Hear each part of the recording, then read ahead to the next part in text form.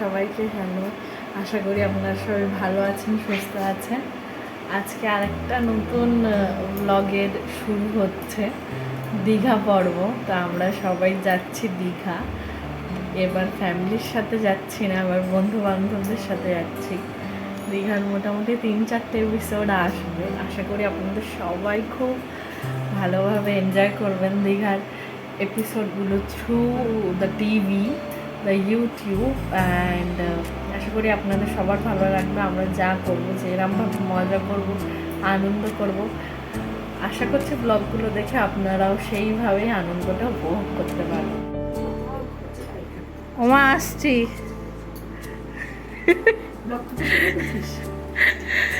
মা টাটা করে তো হামুদি দাও, বলে সাবধানে থাকবে। ঠিক আছে, চলো। ওমা আসছি, ঠিক আছে। পাই কোথায়? আমি কিচ্ছু নেব না, এবার যা নেওয়ার তুমি নাও।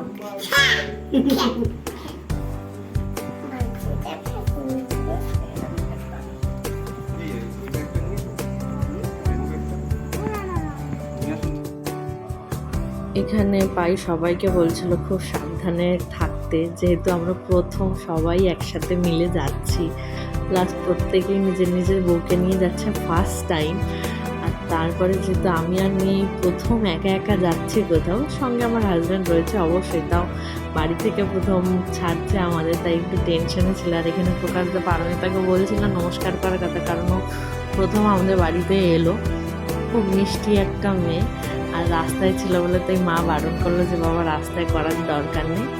আমরা এখন স্টেশনে চলে এসেছি। রাত প্রায় তখন এখানে 11টা, প্রায় 12টা বাজতে যায়। আমরা দুটো টোটোতে আলাদা আলাদা এসেছি, একটা টোটোতে বাকিরা সবাই এসেছে আর একটা টোটোতে আমরা এসেছি। তা আমরা এখন ওদেরই ওয়েট করছি।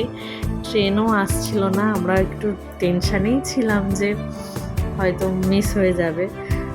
আর এখানেই দেখো ওরা সবাই চলে এসেছে,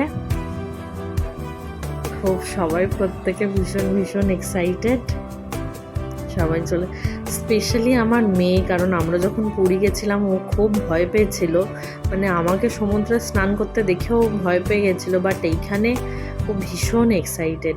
এখন আমরা ট্রেনে যে যার মতো গল্প করছে, আনন্দ করছে, যে যার মতো সিটিং নিয়েছে। আর দেখো পুরো ট্রেনটা ফাঁকা, কেউ নেই আমরা ছাড়া। তখন কেউ প্ল্যাটফর্মে ছিল না, এখন কেউ ট্রেনে আছে। আর এখানে আমার বর মেয়েকে দেখাচ্ছে ট্রেনগুলো, সাইডে সব কার শেডে দাঁড় করানো ছিল। আমরা হাওড়া নেমে গেছি, দেখতেই পাচ্ছ ঘড়িতে 11:52 বাজে। সবাই ভাবছিল যে হয়তো লেট হয়ে যাব। অ্যাকচুয়ালি আমরা দীঘা যাওয়ার জন্য কোনো বুকিংই পাইনি ট্রেনের, তাই এখন স্প্ল্যানেট থেকে আমাদের বাস বুক করতে হয়েছিল। তো সেইটারই উদ্দেশ্যে আমরা যাচ্ছিলাম, যে স্প্ল্যানেটের বাসটাও যাতে না মিস হয়ে যায়, তার জন্যই খুব তাড়াহুড়ো। এবার দেখতে দেখতে এতটাও লেট হয়ে গেছে যে ওইখান থেকে হাওড়া থেকে কোনো ক্যাবও না পাওয়ার চান্সটাই প্রচুর। তা যাই হোক, এখন আমরা ক্যাবে উঠে গেছি ফাইনালি। দুটো ক্যাবকে অনেক রাজি করেছে, কারণ 12টা বেজে গেছিলো, আর ওই টাইমে রেটও অনেকটা হাই হয়ে যায়। এটা হাওড়া ব্রিজ, যেটা রাতের হাওড়া ব্রিজ, একদম শান্ত স্নিগ্ধ হাওড়া ব্রিজের ওপর দিয়ে ক্যাবে করে যাচ্ছে। আমরা দুটো ক্যাব বুক করেছিলাম স্প্ল্যানেটে যাওয়ার জন্য, যেখান থেকে ভলভো বাসগুলো ছাড়ে। আর রাতের কলকাতা দেখো, যে একদম ফাঁকা ফাঁকা নির্ঝুম রাস্তা, ফাঁকা রাস্তা, যেটা দেখতে একদমই আমরা অভ্যস্ত নেই। আর এখন আমরা পৌঁছে গেছি স্প্ল্যানেট বাস স্ট্যান্ডে, ফাইনালি এলাম। আর বাসটাও ঠিক টাইমেই ছিল, একটু পরেই আমরা বাসে উঠবো।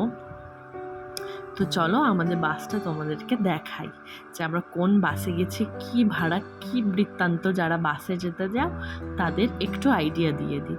এইটা হচ্ছে আমাদের বাস, যে বাসটা ছিল, যেটা ছিল মা চণ্ডী ট্রাভেলের বাস। এই বাসটা আমরা রেড বাস থেকে বুক করেছি। এখন উইকডেজেও দীঘাতে এত ভিড় হচ্ছে যে ট্রেনের রিজার্ভেশন পাওয়াটা খুব চাপের হয়ে যাচ্ছে, তার জন্য বেশিরভাগ লোকই এই বাসটা প্রেফার করে। আর আমাদের একদম লেট নাইট ছিল, আর যেহেতু বাসটা খালি ছিল না, মানে এখন হয়তো তোমরা দেখতে পাচ্ছ খালি, কিন্তু এটা যখন বাস চালু হয়েছিল ফুল প্যাকটা ভিড় ছিল। আমি তো ধারণাই করতে পারিনি যে উইকডেজেও বাসে এতটা ভিড় থাকে। একটা সিট অথবা একটা স্লিপার সিটও খালি ছিল না।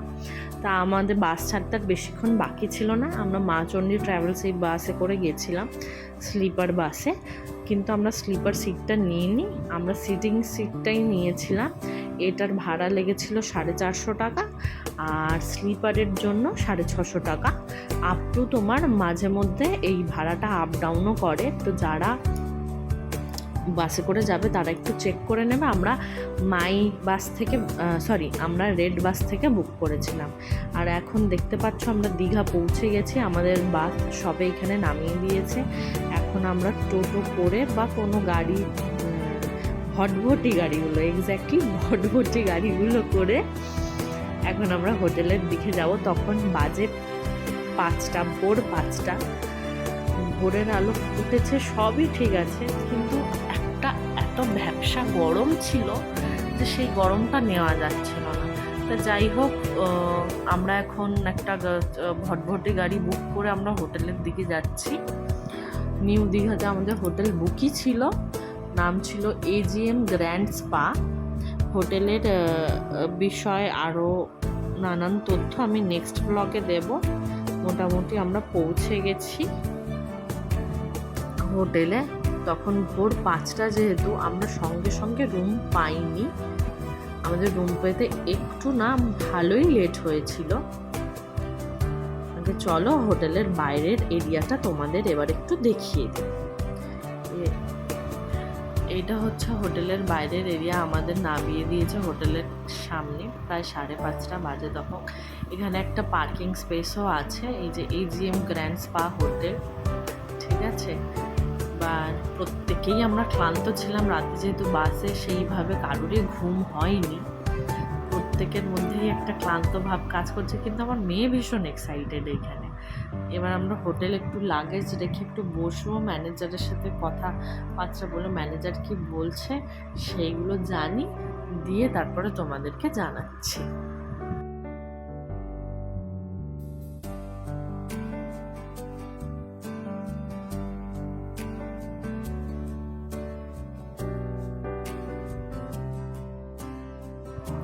এখন এখানে লাগেজ টাগেজ রেখে আমরা একটু বসেছি, জাস্ট ফর একটু ফ্রেশন আপ হয়ে, হোটেলের ওয়াশরুমে একটু ফ্রেশন আপ হয়ে ম্যানেজারের সাথে কথা বলে জানা গেল যে এখন এই মুহূর্তে এই রুম পসিবল না, যতই বুক থাকুক না কেন।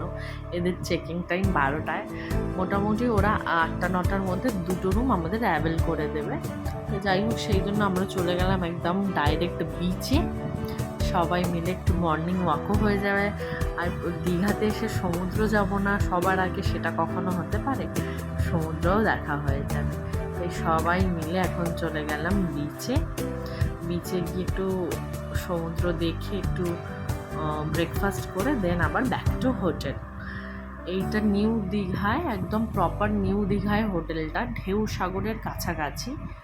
এইখানে যে এই রাস্তাটা দেখছো, এটা ঢেউসাগর পার্কের রাস্তাটা না, ঢেউসাগর পার্কের আগের স্টপেজে ঢেউসাগর বলেই বড় করে একটা বোর্ড টাঙানো আছে, কিন্তু এটা পার্কের রাস্তাটা না, এটা জাস্ট বিচে যাওয়ার রাস্তাটা।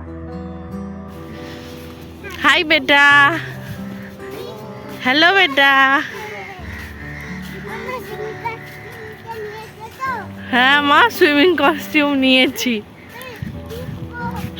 ঠিক আছে, ঠিক আছে।